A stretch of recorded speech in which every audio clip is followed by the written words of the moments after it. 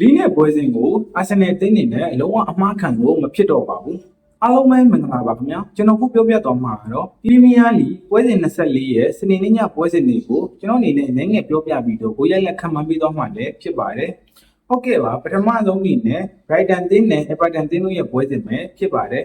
Brighton တင်းကတော့နောက်ဆုံးကစားထားတဲ့ပရီးမီးယားလီပွဲစဉ်မှာတော့ဖူဟန်တင်းကို 2-1 ဆိုတဲ့ရလဒ်နဲ့ရှုံးပေးထားတာလည်းဖြစ်ပါတယ်ဖက်က Everton အသင်းနေနဲ့ကလည်းနောက်ဆုံးကစားထားတဲ့ Premier League ပွဲစဉ်မှာတော့ Leeds United အသင်းနဲ့တစ်ဖက်တစ်ကိုးစီတေးရလက်ထပ်ပေါ်ထားတာလည်းဖြစ်ပါတယ်။ဒီနှစ်သင်းရဲ့ပထမကြောတွေ့ဆုံမှုမှာတော့ Everton အသင်းကသူတို့ရဲ့အိမ်ကွင်းမှာ 2-0 ဆိုတဲ့ရလဒ်နဲ့အနိုင်ယူထားနိုင်တာကိုတွေ့ရပါတယ်။အခုတစ်ခါပြန်လည်တွေ့ဆုံမှုမှာတော့ Brighton အသင်းနေနဲ့သူတို့ရဲ့အိမ်ကွင်းမှာ Everton အသင်းကိုပြန်လည်စိုးမိုးပြီးတော့အနိုင်ယူနိုင်မလားဆိုတာတော့ကျွန်တော်တို့စောင့်ကြည့်ရမှာလည်းဖြစ်ပါတယ်။ကျွန်တော်အနေနဲ့ကတော့ Brighton အသင်းက Everton အသင်းကိုသူတို့ရဲ့အိမ်ကွင်းမှာစိုးမိုးပြီးကစားနိုင်မယ်ဆိုတော့အနိုင်ယူနိုင်မယ်လို့တော့ကျွန်တော်မထင်တဲ့အတွက်ကြောင့်မို့လို့တစ်ဖက်တစ်ကူစီတေးရလက်လောက်နဲ့ပြီးဆုံးသွားလိမ့်မယ်လို့ထင်ပါတယ်။ဟုတ်ကဲ့နောက်တစ်ပွဲကတော့ Leeds United အသင်းနဲ့အဆင့်1က Arsenal အသင်းတို့ရဲ့ပွဲစဉ်ပဲဖြစ်ပါတယ်။ Leeds United အသင်းကဆိုရင်တော့ပထမရာသီမှာတော်တော်လေးကိုရှေ့စွမ်းနေဆိုးသွားပြီးရလက်ဆိုးတွေဒလိုက်ထွက်ခါ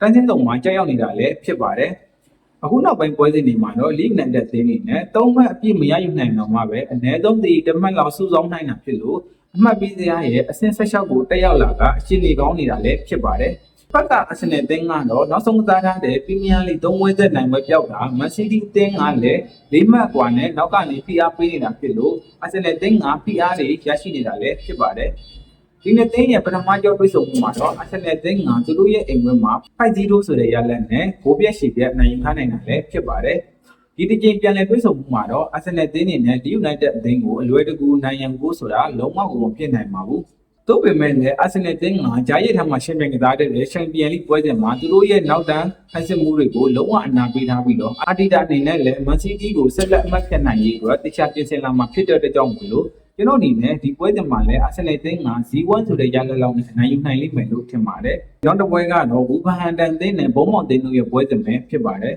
။ဝူဗာဟန်တန်အသင်းကတော့နောက်ဆုံးကစားထားတဲ့ပရီးမီးယားလိပွဲစဉ်မှာမန်စီးတီးအသင်းကို 2-0 ဆိုတဲ့ရလဒ်နဲ့ရှုံးပေးထားတာလည်းဖြစ်ပါတယ်။တစ်ဖက်ကဘုံမော်အသင်းကတော့နောက်ဆုံးကစားထားတဲ့ပရီးမီးယားလိပွဲစဉ်မှာလီဗာပူးလိုအသင်းမျိုးကို 3-2 ဆိုတဲ့ရလဒ်နဲ့နိုင်ပွဲရရှိအောင်ဆွမ်းဆောင်ထားနိုင်တာလည်းဖြစ်ပါတယ်။ဝူဗာဟန်တန်အသင်းအနေနဲ့ကလည်းပရန်စီဆောင်ရဲ့အမှတ်ပေးစရာအဆင့်20မှာကြာရောက်နေတာဖြစ်ပေမဲ့လည်းသူတို့အနေနဲ့တက်နိုင်တဲ့လောက်ရမှတ်တွေပြန်လည်စုဆောင်းပေမဲ့လည်းနိုင်ပွဲတွေပျောက်ဆုံးနေတာဖြစ်ပါတယ်။ဖက်ကဘုံမော်အသင်းကတော့အသင်းရဲ့အဓိကကစားသမားထွက်ရှိသွားကြည့်တိုင်အောင်လီဗာပူးလိုအသင်းမျိုးကိုနိုင်ပွဲရရှိအောင်ဆွမ်းဆောင်ထားနိုင်တာဖြစ်လို့ဒီတစ်ပွဲမှာလည်းဘုံမော်အသင်းအနေနဲ့နိုင်ပွဲဆက်မလားဆိုတော့ကျွန်တော်တို့စောင့်ကြည့်ရမှာလည်းဖြစ်ပါတယ်။ဒီနှစ်သင်းရဲ့ပထမကြောမှာတော့ဘုံမော်အသင်းကသူတို့ရဲ့အိမ်ကွင်းမှာ1-2ဆိုတဲ့ရလဒ်နဲ့အနိုင်ယူထားနိုင်တာလည်းဖြစ်ပါတယ်။ဒီတစ်ချိန်ပြန်လည်တွေ့ဆုံမှုမှာတော့တစ်ဖက်ကဝူဗာဟန်တန်အသင်းကလည်းသွားထင်သေးလို့မရတော့တဲ့အတွက်ကြောင့်မို့လို့ဘုံမော်အသင်းအနေနဲ့အလွယ်တကူနိုင်ရမှာတော့မဟုတ်ပဲနဲ့ဒီပွဲစဉ်ကိုတော့1-2လောက်နဲ့ပဲ